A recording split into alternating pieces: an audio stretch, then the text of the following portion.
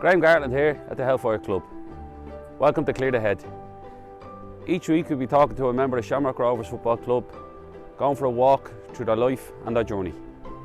The one you always tell the kids, Ronaldo. We're going straight in, Going straight in, like you did. I apologised to him then, I apologised to him again, but it was nice to kick a balls player up the arse. Yeah. I regret most of my red cards, when we didn't really get booked, it was more straight reds. When the Rovers fans are chanting you are evil and Pat Flynn's going to get you buy into it. Yeah, Irwin was the one for me. He was my hero, growing up. Yeah. He was a right back, so was I. I got into me Pat's kit and I'm standing there beside Bucko, like this, ready to go. And he said, "What are you doing?" And I says, "I'm coming on, aren't I?" And he goes, "No." I said, "You can't embarrass me now, you have to put me on." Let's go. I'm looking forward to this one now. I am. I've been looking I'm a bit nervous now. No, I've been looking forward to this from the start. My good friend, Rovers legend Pat Flynn has joined me on the walk today. Fellow coach as well, work together. We're going to start with the one you always tell the kids, Ronaldo. We're going straight in, Going straight in, like you did. Listen, it's one I still tell my own kids, but I remember kind of when it started, there was inklings of us playing, I think it was Man United at first. And then Man United? then Seriously? it was Celtic, but it was all the Rex ones, one of those shitty teams. And then all of a sudden Real Madrid had signed Kaká and Benzema, and then it was announced about the Real Madrid friendly, and then they signed Ronaldo, and it just exploded then. So there was the media were all over us, and they did some good articles and some bad ones, but I think they kind of pitted at me against him, and now I wasn't going to be the same side of the pitch as him at all, that way. But as it happened, he bet a couple of players, he cut in from the right, bet the left back, bet the centre back, and came to me and it says, "This is me time." So I took him out, and it's a tackle now like that. I used to love telling all the kids in the academy about it, and I knew none of them, no matter what they did, if they nutmegged me a trainer and say, "Sure, I played against Ronaldo." And the only one now who can come back to me is Gavin Bazunu, because he saved the penalty. Yeah, exactly. He's trumped you. He has, yeah. But in fairness, I always find, even dealing with the kids, that you embrace it well in a good way, that the kids all go, "Oh," and it's great, and it's something you have that's great as well, but the story around it became a little bit where, like you said, it was you against him, and it really, like you said, it wasn't, but it must have been some occasion, was it? It was brilliant. I remember, even for the area, you were from the area, for someone like Ronaldo to be making his debut, just on the edge of Jobstown, Killinard and Springfield, all Bon, it's brilliant, story for Tallaght itself. But the way I kind of say it to the kids is always tongue-in-cheek, that way. Yeah, it is, yeah. The one thing about that game, we didn't earn it, so we played a lot bigger games that year. We played Juventus, things like that, and the one for me, people always say Ronaldo, but it was only a friendly, that way. So as much as it's nice now to tell me kids and they understand about Ronaldo, it was nicer playing against Juventus. Yeah. And then even the Juve had some team. Juve, I think the Bonucci, Chiellini.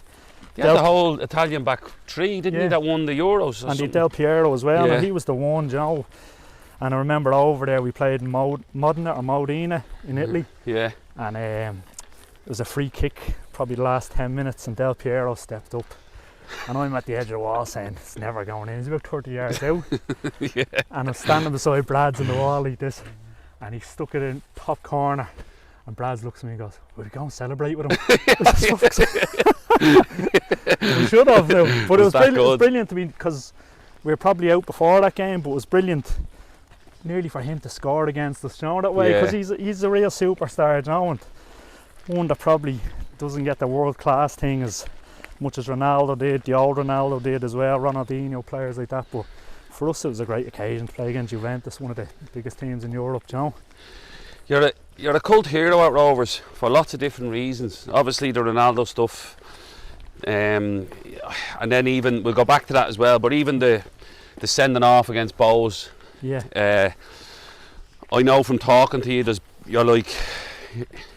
you flash hot.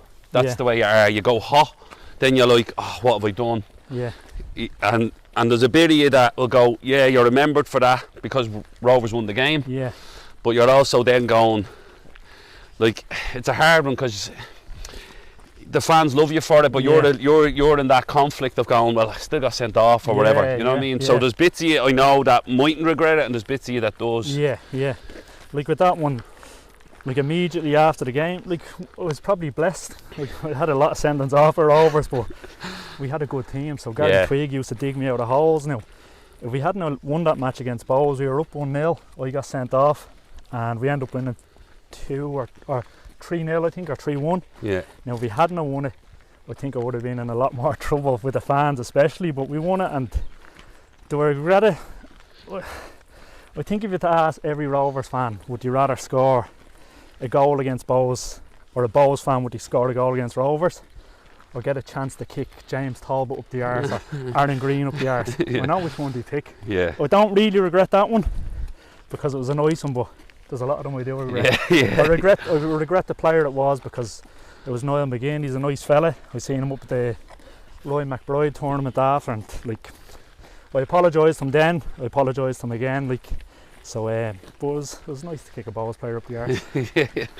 That's the thing about you, like you're sort of, since I've got to know you, and obviously we work together now at the club, there's a conflict in you at times, in that you look back on certain incidents that you go, yeah, I'll talk about them in a different way than maybe because you're a coach now. Yeah, yeah. Also because your son plays at the club. Yeah, yeah. Your other son, Sammy, plays at Crumlin now. Yeah. And obviously Senan plays at Rovers. So you're in that phase of, the fans see it as this, but you're saying to your kids, well, don't do as much as I like. We have that, don't we, where you're like, don't do what we done a little bit, like, you know. Like even that one, we the player last year, Danny, for the 14s, gets sent off against Carlo, and he's coming up to us like kind of tail between his legs, and we're gonna get given out to.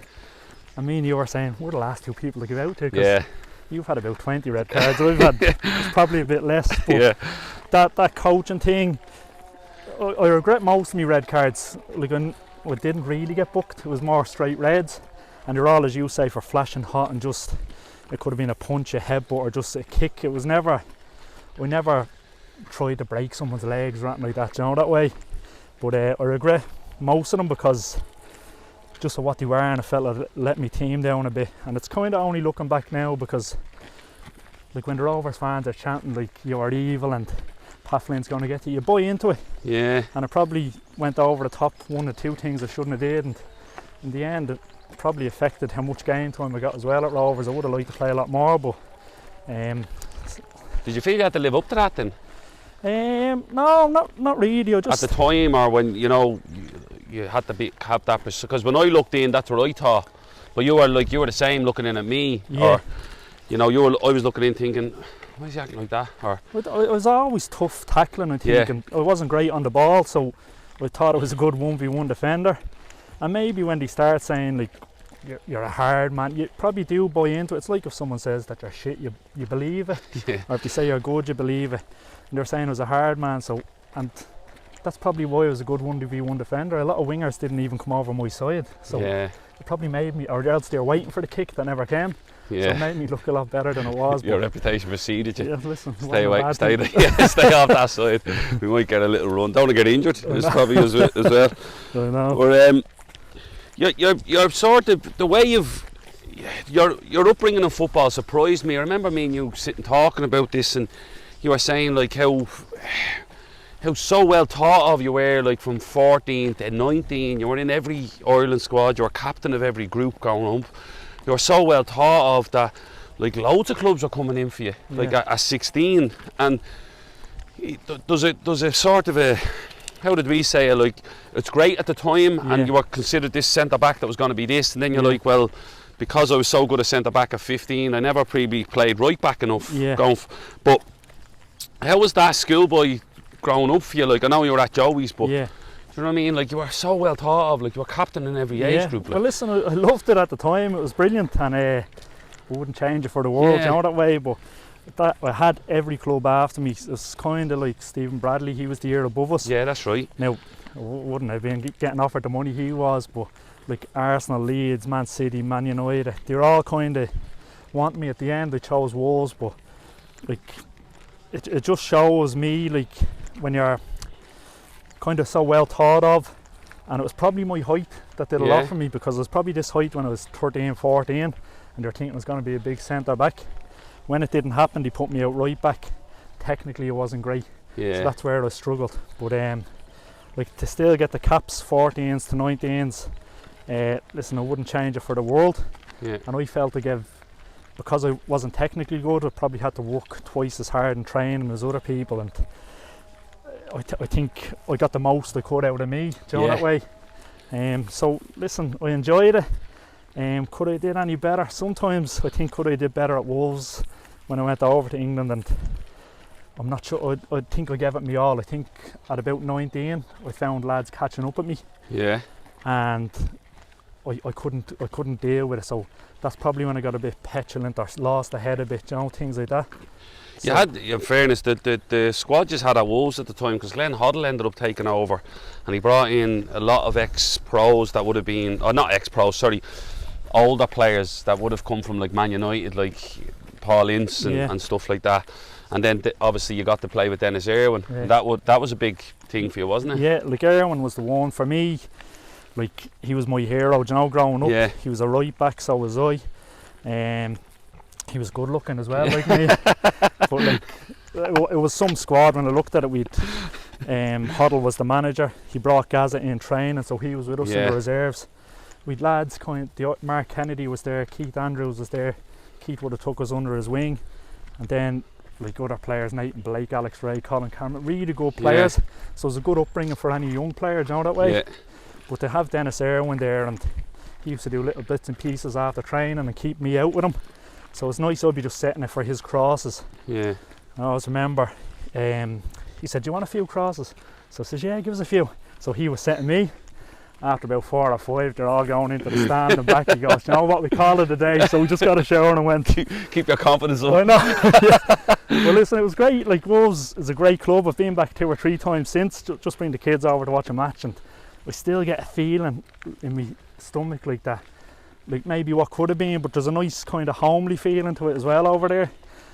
So I miss it, like, and I would have loved to do something there, maybe played first team. I played a few reserve and first team friendly games. That was about it. That was my peak over there. Like you said, you picked up a lot of good habits. You came home, and then you sort of you went to Waterford, wasn't it? You came home to Waterford. It was like nobody knew I was coming back, and I kind of just had enough one day and said, right, I'm coming back with my family here, with my girlfriend here as well. And I said, you know what, I'm just going to come back. Ciara waiting for you, was she? She's the one who sacrifices it all. Loyalty, that one.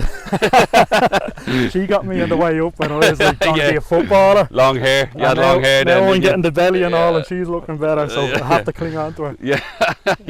No, but they're all here, and Waterford come in, and to be honest, looking back, it's probably the best thing I did, because we probably nearly lost every game when I came back. But with such a small squad, I played again the next year. And I learned the League of Ireland. I learned to be a man. I learned how to play football that was competitive and not reserve football in England. It's about winning and losing. It's not about development when you get to the first team. Little bits and pieces maybe, but it's about results at the end of the day in the League of Ireland. So it was a good learning for me. And again, the fans there in Waterford as well, they pretty much hated me the first year, and then they bought into me and loved me the second. So it was nice. Well, it was nearly nice leaving, going to Rovers, but my last match I headbutt someone, so it wasn't too nice. Because you were suspended leaving Wolves as well, weren't you? Wolves. I got a 13 game ban. So that was only in England, so you could still play in Ireland. I could still play in Ireland, no, the Wolves one. That was probably 6 months before, so I don't know. There could have been another suspension now on me, but. Well, gee. Then the Rovers move. How did that come about? Pat Scully was on to me. I think Alan Reynolds at the time was at Waterford, and he kind of rang Pat Scully and said, listen, there's a madman here, suit you, because Rennie was us, Scully, and I went and signed for Rovers then. I love Scully, like everything he did, and I think sometimes he gets a bad rap off maybe some Rovers fans and some in the league, but like what he has to offer as a coach is unbelievable. And like if you look at the players he had, there's myself, Ada Price, Tyg Purcell, Gerald O'Brien. We all had this work ethic, and when Michael O'Neill came into the club, he didn't have to do anything with that. It was already there, and we led. Stephen Rice was there. We all led it ourselves. So when the likes of Gary Twigg and all come in, we demanded off them, and it wasn't the likes of Michael O'Neill having to demand. So yeah, gave a good grounding for that squad, because I remember you were relegating and you came back up. You came back up and you actually were probably pushing us a little bit going into the 07 season. You were pushing near the end, but like you said, it was your first season up. You probably just ran out of steam a little bit. But was that even then going on to moving into Tallaght? Then that became a big deal, didn't it? Yeah, it was huge. Like, I was lucky. I was in there in the last year in Tallaght to see it. We went to the pub after in Tallaght, and the fans, there was a big sing-song after, and you can still see the clip. That's on YouTube. right, it's a great clip, isn't it? We Never Die, the song. We Never Die, and it's brilliant, like. Yeah. And then we got the tour of Tallaght Stadium, and listen, I would have liked Scully to be there for it, because I felt he did a lot good with Rovers, but Michael came in and Michael took it to the next level, in fairness. And like, when I was actually on the bench, I think for the first game in Tallaght, but when you're seeing the people around, all the old fans who'd come back, who'd probably fallen away from it, and like old men, grown men crying, women and children there, it was well sold out, you know, that way. It was. It was one of those, like, I think I got lucky when I was at Rovers. Like, we had moving to Tallaght, we'd Real Madrid, we'd the European run, a couple of leagues, so it was kind of, it felt good for us as well, you know, that way everything was going the right direction. It was, because I remember I used to come back and watch the games and think, right, it's pulling, it's going this way, where there's a hub. Like, you can't overestimate having your own ground, because like you said, this is where I sit. Like, you're, even as a player, you're like, that's my seat in the dressing room. You're more comfortable, you know, then going out, this is where I play, I'm used to this every week. Rovers didn't have that for 20 years. And all of a sudden you get it, and there's no coincidence then, the success comes with it, like, you know. And that's it. And listen, the fans bought into it as well, so like, when they're behind you, like the fans who were there in Tallaght last year, they were loyal, they were there every week, and they're still there, but there was something new came, and maybe they got an extra buzz of adrenaline when we went to Tallaght, and it just lifted us an extra level. And then with the likes of Shane Robinson, who'd been there earlier again, and he told us how much it meant, things like that. And do you know what, you need stuff like that as well, because like, he just showed us what it meant to be as a player, because he was there through the really bad times. I think he was given the tour of Tallaght Stadium probably 4 or 5 times, you know, that way, and it never happened. That's right. So for it to happen, and for us to be part of it, and to get a win in the first game, was great as well. I speak to you about this, and you know, coming to the end for you at Rovers, you had some great, like you said, you were always in and around when the team was successful and played your part, and always like were ready to play. That's the biggest thing I'd say about you. You were always ready to play the games, whether you're called upon or not. You were like, well, I'm ready. You were still working part-time. And then the club decided, well, we're going to go full-time, and you're in that process of going, well, like, hard, like, you know. Rovers still probably didn't have the training base that we have now. But you were thinking, I don't know if I can commit to this. That must have been really difficult, considering, because I don't think it's unfair to say how much you cared about the club or how much you loved the club. It comes across when I speak to you, like, you're like, I love the club. I go and watch the games whether I'm involved or not. You're always at the games. You bring your kids to the games, you go with your dad. So that must have been really, really tough for you to leave somewhere that you actually really wanted to be, but knowing, I probably can't commit to this. It was tough. Now, the last year, probably the last 3 months, I wasn't making the squad, so I'd be taking days off work to go over to Belgrade, things like that. And I'd be sitting in the stand sometimes, you know, and you're missing 4 days off work. We get through that round, going somewhere else, taking more days. And like, I don't know whether it's greedily or not, but like, sometimes when they won, you just felt like, when's my chance coming, you know, that way. And it was hard. So towards the end then, we got to the group stages, and there was kind of a half an option to go full-time. Now, I was, I think, 27 at the time. For me to leave my job, I've been with probably 10 years at the time, to go full-time for the 1-year contract. I don't think it made sense, you know, that way. So like, it killed me going, and like I would have loved to nearly say goodbye to the fans, but I was lucky I got it at the end, because I know probably like the likes of Robbo and all never got a proper chance to say goodbye. At least I got it when I was at Longford, you know, that way. So, and listen, that's... Will we skip over the year at Shells, or? Do you want to, please? It was horrific. It was really tough. I know there's an incident there that you probably joke about, but it's also a massive regret for yours. Yeah. Like I was only getting to know you, and I was playing beside you, and you probably overstep it with Alan in the dressing room. Yeah. And I know you're like the bit. I know you tell it as a funny story, but I also know it's a massive regret from your point of view, is it? Even that, like telling it as a funny story, I regret it now, and it's probably only the last 2 years I regret it. Like, you know what happened, like we went playing Wexford and it was a missed time challenge. Yeah.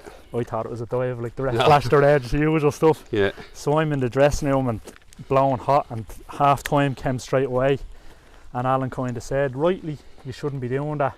Yeah. And I stood up to go from, and in fairness to you, you tried to stop me. Yeah. But like when I was going, there was no stopping me, and I said some things and I shouldn't have, you know, that way. But like I always respected Alan after that, because I got suspended from the club for 6 weeks, which kills me, because I'm not saying it would have helped, but yeah, you would have. Yeah, you would have helped. I'm saying you would have helped. We went down, you know, that way, and I felt maybe that was part of it. Yeah. You know? So, but then I had Alan at Longford, and like he played me after at Longford and at Shells after the 6 weeks. Yeah. And like I have so much respect for him for how he dealt with me, and it's just the mark of the man, you know, that way, because like he's a great man manager, but more than that, he's a good person, and I felt like the biggest arsehole, like for what he said, and trying to half go from as well, you know, that way. So, but listen, you tried to stop it. You can't stop. No. You can't stop me when I'm in that mode. But like anything I did was just pure temper, and it was nothing personal against Alan. But that's, listen, whether he forgave me or not, I don't know. But he seemed to respect me enough to put me back in the team after. I worked my balls off to get back in the team after. But I just felt that year, like, especially those 6 weeks I missed, and I maybe set something in motion that was the standards, you know, that way, and we got relegated, and it's probably the biggest regret in my career, because on paper I thought we were good enough to stay up. Now, I'm not sure by how much, but we were decent names on paper, but we were poor on the pitch, and and then still eats at me. Yeah, I know. That's the thing, like, because obviously at the time I was like, you can't do that, Pat, and then obviously afterwards, then I was the one that tried to I was the PFAI rep at the time, I think, and I was the one trying to get you less time. Give him 8 weeks. You were probably getting the fine money, right? No, I got fined about 2 weeks' wages or something later on, and I was like, I think I appealed yours, and I got Bocker Bailey off with. I got Bocker off with a week as well. That's what Alan was up against. He'd me, Bocker, he'd Dean Kelly. Like he'd a lot of mad heads on the team, like, you know, that way. But listen, even you, like, I'd grateful that you came into the PFAI meeting for me that day, and the club decided to keep me. But it was a tough time. Yeah, it was. That was probably the tough year. But you then go and you obviously go down to the first division, but you signed for one of your heroes, Tony Cousins. Yeah. And Tony was one of your heroes growing up, and you were a Rovers fan, like, you know. Yeah. And that must have been, like, I know you signed for him really, and then you grew to love the club after that as well, didn't you? Yeah. But that was a great year for you then, coming back up. It was brilliant. Like, first of all, like, with Joey's years ago, we used to get the season tickets for Bray. Yeah. And now you could never buy into Bray. I couldn't in anyway, because they weren't a Dublin club. Yeah. And two things. First, Derry came down to play Bray and was blown away by the drums and everything. Yeah. And the week after Rovers came, I was just, this is amazing. Like, and the first song I heard was the Tony Cousins one. And I says, I have to learn that. Like, I was only 12, 13 maybe. Yeah. And so I learned the song. I used to play football with his brother as well, so I'd always sing it to him lesson. But then when he came in to sign me, like, it was the one thing that caught me would have dropped down to the first division. There was an offer from Drogheda to go, and I said, you know what I seen what Tony was trying to build, and what he had built at Longford. He had a great facility. The medical side was there. There was never any problems with wages. Yeah. And then, like, how good a manager he is, and that's another one. Like, he gets underrated, I think, of how good a man manager he is. I think probably I've had a few arseholes and a few good ones, but he was the best man manager in our life, and I'd probably include Michael O'Neill in that as well, because Tony got the best out of me, and he got the best out of Ricer and Sully as well. He was their assistant at Drogheda for a year, Yeah. and he was such a welcome relief for how serious probably Paul Doolan was with us, because every day you had to be like on it. Yeah. And Tony would come in and give you a little smile with his, his fake teeth, and he'd give you a little wink, and he'd be away, and you'd have a little laugh, he'd join in, or he'd always come for. I was loud, so he'd always come for me in a good way, and it was great. And to this day, we still have that relationship where we see him at the club, like. Yeah. Well, even that, I love going up to the club now. Yeah. Like Monday, Wednesday, Friday, and you see Tony, and like, there's been games before you come in. I was there. There was a while I was there by myself. Yeah. And I lost a couple of games, and he'd just come over, and it might be only a word or two we'd have with you. Yeah. But he made you feel like alright, because you can get caught up sometimes in the winning and losing, and he's just there. Just think about this, think about that, and you go home feeling better. Yeah. They say don't meet your heroes, but you should. Yeah. At least he got his knee fixed. I know. He can walk beside us now for a while. Will you get him up the hill? Will you? No, we won't get him up the hill. We have to roll drag him him up. But you got your send off then, retiring. Yeah. How tough was it to retire and walk away from, like, for people that don't know, like, how tough is it to retire from football? Like, you're playing it, like, I always say, it's the one thing that sticks with you your whole life. So you can go up the graveyard tomorrow and people have crests on the grave. So football's with you from the time you're a kid to the time you die, whereas your wife mightn't be, your kids might disown you, whatever. Yeah. But football's always there. So, like, to retire, like, I had hip surgery, so it was gradual and I knew it was coming. But still, to know that was probably your last game you're going to play, it wasn't until the week before it started getting really kind of into me, you know, that way. And I wouldn't say a bit down, but it was just like, is this the end? Like, all the fun you had as a kid, and I remember my dad saying, enjoy it, it's the best years of your life. Yeah. And you're thinking, what's he on about? But it goes like that. So to retire, but it was nice that my last game was against Rovers. And I think my sister or brother put up something on Facebook. It's my little brother's last game. So another couple of buses came for Rovers, and they gave me a big send off, and the Longford fans are great as well, because it's another great club. You were there. Yeah. But it was nice, and then they start firing fireworks at me, so it was. You start heading them. Nothing new, heading them. Yeah, that's why my face is like this. Yeah.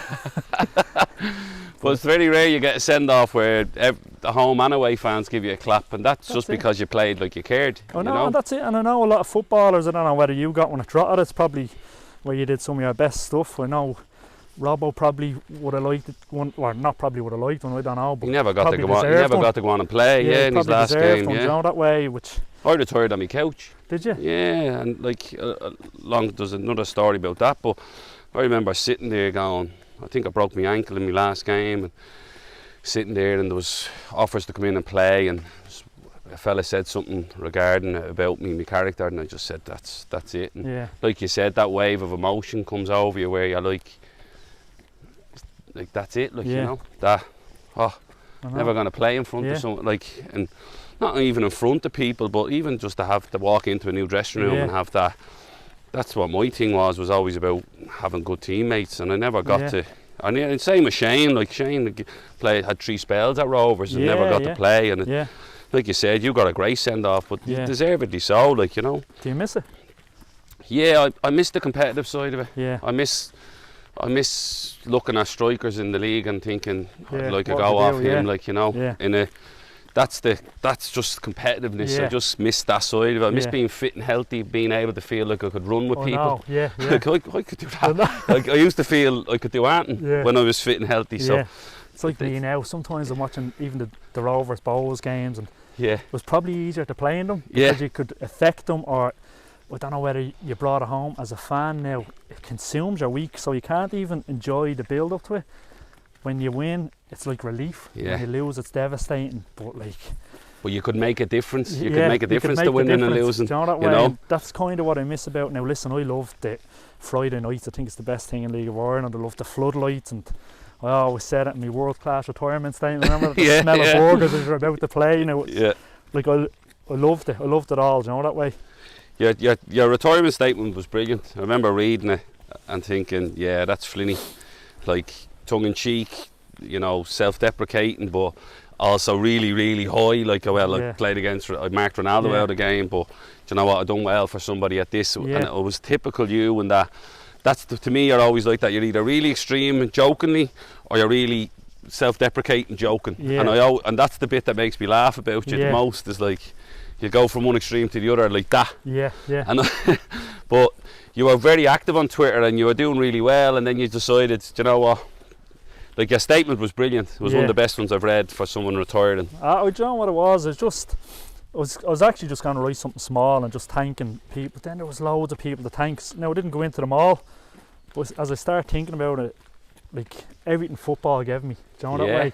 And it's down to football, it's down to the game. Like, you meet the President of Ireland anytime you go and play Galway nearly. You take it for granted. Do you know that way? You get to go on European trips, you get paid for doing something you want. When I was at Pat's, I was getting paid to sit on the bench and eat hot dogs. Tell them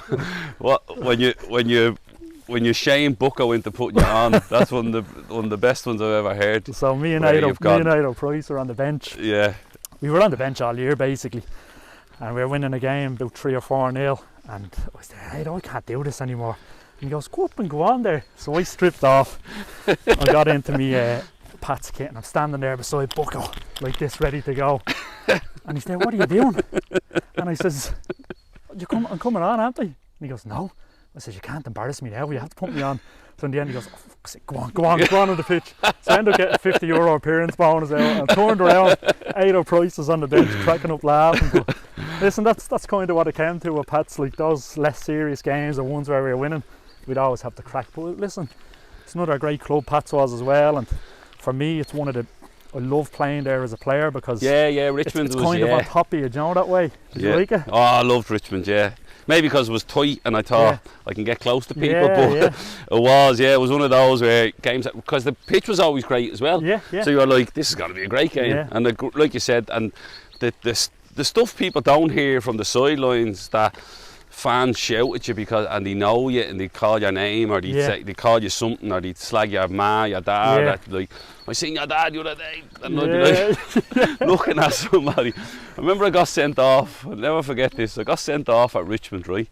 So a month earlier I was talking to this fella in the Aberley, and I was at Longford, and he was like, "Garts, great to see you, one day we'll get you in the hoops one day." And I'm like, well, you know, Tallaght and all, get you in the hoops, up and coming, you're going to be terrific. But I'm like, thanks, really appreciate it. Like, get you a drink, no, I'm all right, Grant, like all this, right?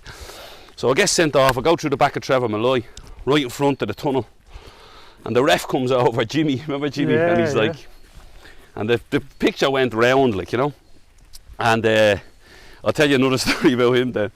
And as I'm walking off, I see this fella running down the steps, like, foaming at the mouth. "You're a nothing but a no way. You're this, you're that, you're a scumbag." And I'm going, "I was talking to you last month, and what are you talking about?" Like, I couldn't believe it was him. It was the same guy hammering me. He used to go to me, "Flinny, I love you." I signed for Pat's a week later. "You scumbag."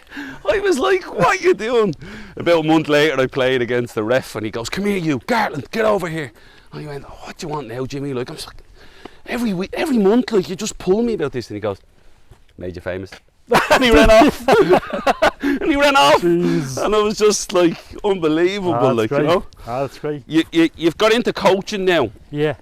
And obviously we work together. You enjoy the coaching? I love it. Like, you know, I wasn't sure when I finished what I'd do, and like straight after that game, the Longford Rovers won my last one, Brad says, "We're going to get you in the club." And then, like, probably 2 days later, Royce rang me to go in with him. And listen, to learn from Royce and Keith O'Halloran up there, like, for me, you couldn't learn from two better people. But I could go up there now and watch, like, the 8s up to the 19s, and you're nearly like stealing ideas, you know, that way, because every session's good. But I've been blessed, like, in with you as well. You've been away in Scotland, so it's just, I just feel like I'm keeping my foot in the door of football, but I'm giving back to the kids, because, like, I love the kids, and I don't care, like, I'd love them all to play for Ireland, but I get as much joy as one plays for Rovers, one plays for Drogheda. That's James Clark that you would have had. James Clark, like, I get as much joy seeing him playing, like, every week for Drogheda as I do Gavin playing for Portsmouth or Ireland, you know, that way. And, like, for me, I'd be all about, like, keep them happy. If they're happy, they play their best stuff. Yeah. And make them better young men. And the football stuff will come then. They'll reach where they need to. And it's only a couple of weeks ago seeing Keane Clark, the goalkeeper, over in Crumlin. Yeah. And he's flying and he looks the happiest he's ever been. Do you know that way? And like, you could go on and get more caps from that underage, or the amateur caps, I don't know what you can get from that one, but like, even lads at that level and below, as long as they're playing, do you know that way? Yeah. It's the most important thing, because I don't like to see kids falling out. And like, when I came back from England, and it's probably only now I'm looking back, like, when you're going to England, everybody's shouting about you and this and that, and I still see it, and it's part of the reason I left Twitter. Clubs are always saying, oh, congratulations, he's gone to England, he's gone here, he's gone there. They don't do anything for you when you come back. Yeah. You're kind of left to it, you know, that way. And maybe if you win the league or something, they might put up something again, but I think more needs to be done. Like an aftercare system. Yeah, and like, I just thought, I don't know if you know the jumpers for goalpost thing, like, my mate Merrow, like, and Keith Kelly do it, and it's just getting lads around your street talking and playing football again. And talking's half the battle, isn't it? It is, Put them up the hill there in the middle of nowhere with you. Clearing the head. Clearing the head. Get the old, get it in, get it in. Get the good plug in, be David Brent moment. What, you, clear the head? Clear the hashtag clear the head. No, but you're right, like, we're trying to make sure that they enjoy it so that it stays with them. Yeah. And like you said, you have whoever's going to come through, we have to help them come through. Don't get me wrong, I don't think you'll come through in any way. Yeah. I think we do need the help, but there does need to be, like, you had to leave at 16, I left at 17, or 16 as well, sorry. And Jack was up here talking last week, and he says, I had to go. I had nothing, there was nothing else here, like, where we're trying to give them that. Yeah. Well, there is an option if you want, and if you don't feel you're ready, or do you know what? Like, Jack was openly talking about how his father died, and then him leaving home, and he felt really bad because he left his mum. And you're like, now you're able to say to a kid like that, no, you can wait a year. Yeah. You can wait a couple of years. We'll look after you, and that's why, because you have a deep affection and love for Rovers that. And for me it grew when I came to the club, and it grew more when I've coached. I actually grew a lot more when I coached because of Tallaght. Because I was like, we'd nothing. Like, you live in Tallaght now. I grew up in Tallaght in the 80s. There was nothing till the square was built. You basically, like you said, you come up here. Like, you must get some pride seeing, like, Roadstone and the gym they've built, the pitches, and even like the best players when I was playing. Like, there was Willow Flood our age, Mark Yates. Now Willow's from Ballyfermot, but Mark Yates from Tallaght, gone, Robbie Keane gone. They all go to different clubs. Brad's. Now there's a reason to stay. Do you know that way? That's exactly. You must get pride out of that, do you? Yeah, it's hard to.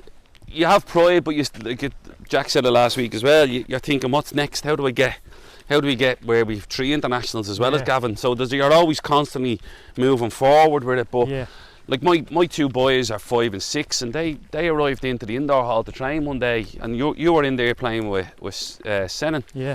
And I was like, I got choked up, and I don't mean that in a, no problem saying it on air. I got choked up because I was like, I remember starting. I remember, like, we used to play on the pitch behind the stadium, remember? And me and Stephen Bradley and Shane Robinson and would walk the pitch every Friday, mark the pitch ourselves, clear all the stones and the glass off it so the kids could play football the next day.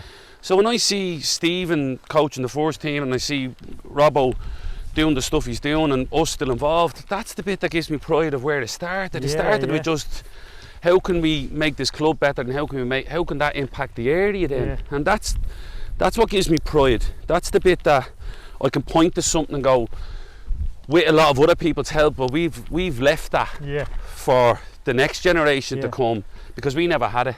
And that's what it is. Like, even like, going back to football, you're trying to leave your jerseys, that All Blacks thing, in a better place. Now nobody's going to take the number 13 jersey after me, but too much blood on it. I felt when I left the club, I left good standards there.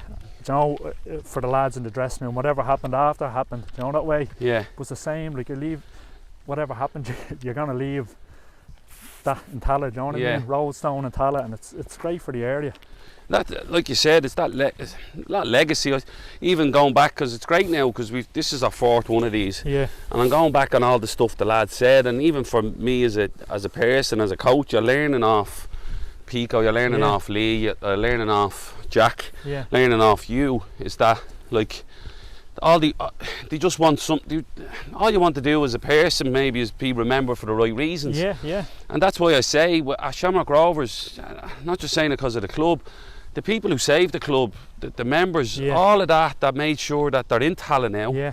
And we have all this, and they allow us to then go, we're going to help you get a facility that you can now coach kids to the way you feel is right, and give them something that mightn't have never been there before. That's the bit that I go, do you know what, if I can leave that, and not even like, oh well, Garth's done this or Flynn done that, it's just there, like that, it's there, it doesn't need, like it's Rovers done it, we just helped and facilitated that, so that's what I take out of it. And it's that club thing, and like nobody's taking credit for that, because it is a group thing and we're all kind of in it together. Like that's the joy I get out of it. I just love seeing kids coming up smiling and going home smiling. And I'm like, I switch off then, you know.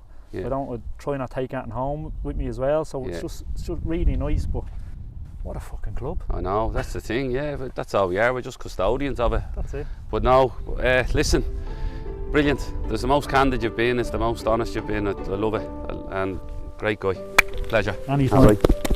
Cheers. Will we make it down alive? I don't know. We'll roll down. My money's on you not making it down. Oh, we're gonna walk. Me hip. Walk off into the distance like Morecambe and Boys. Do a Morecambe and Boys thing like that with your legs like